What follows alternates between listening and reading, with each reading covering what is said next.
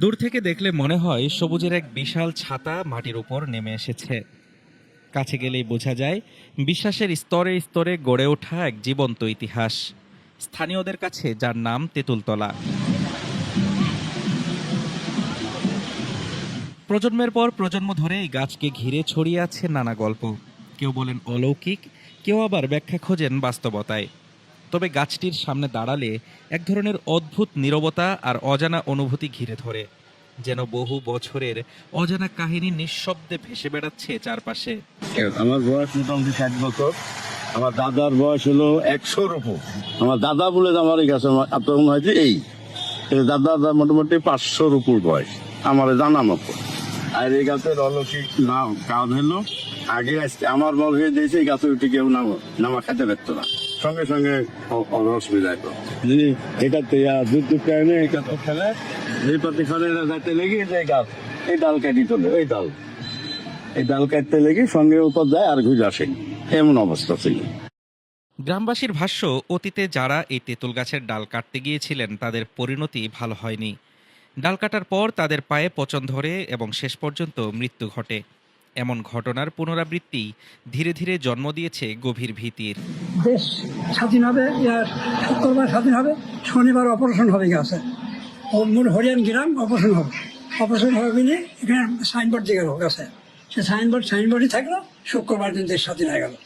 আর কি ক্ষমতা আছে গাছের আল্লাহ, কি ক্ষমতা আছে না বলতে হবে। সরেজমিনে গিয়ে দেখা যায় তেঁতুল গাছের একটি মোটা ডাল ঢুকে পড়েছে দোকানের ভিতরে। কিন্তু এই ডাল কাটলে ক্ষতি হতে পারে এমন আশঙ্কা থেকে দোকানদার ডালটি আর কাটেনি। এরকম গল্প শুনি আবার যে সব গুনে যে পাকিস্তানের সময় মিলিটারিরা আসতে লেগে যে ডালের এই পাইকে যে একটা ডালের ওখানে কাটার ইয়ে আছে, ওই ডালে নাকি পাইতে গেছিল, তো তখন ওরা কাটিছিল দিয়ে ওরা যে কয়েকজন ইয়া ছিল মিলিটারি ছিল সবাই নাকি ওখানে মুখ দিয়ে রক্ত একটু মারাই। এগুলি আমার শোনা কথা, আমার এলাকার লোকজন যারা বয়স্ক লোকজন তারা গল্প করে বলে। এবং এই তেঁতুল গাছটা কেন্দ্র নিয়ে এখানে একটা এত বড় বাজার গড়ে উঠেছে এই জায়গায় দেখি। গাছটির বয়স নিয়ে রয়েছে ভিন্ন মত। সুনির্দিষ্ট তথ্য না থাকলেও প্রায় 1 দশক আগে একদল গবেষক পরীক্ষা নিরীক্ষা করে এর বয়স আনুমানিক 700 বছর বলে ধারণা দেন। রাজশাহীর হরিয়ান তেঁতুলতলা বাজারে তেঁতুল গাছটির অবস্থান।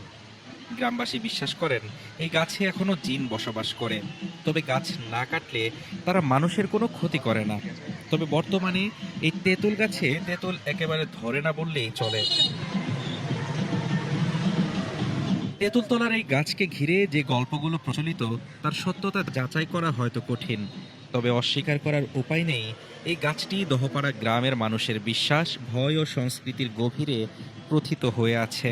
সময়ের সঙ্গে অনেক কিছু বদলালেও তেঁতুলতলা এখনো দাঁড়িয়ে আছে তার নিজস্ব রহস্যময়তা নিয়ে। হাফিজুর রহমান তুষার, ঢাকা টুডে।